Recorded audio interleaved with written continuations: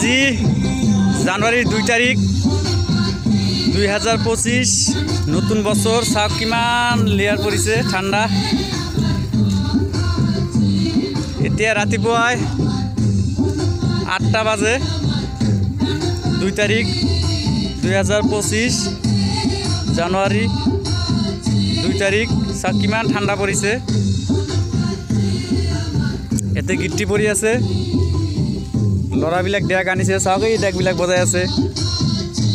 কিমান ধুনীয়া গান চলি আছে। ৰাতিটো পুৰা পিকনিক খাইছে সিহঁতে গান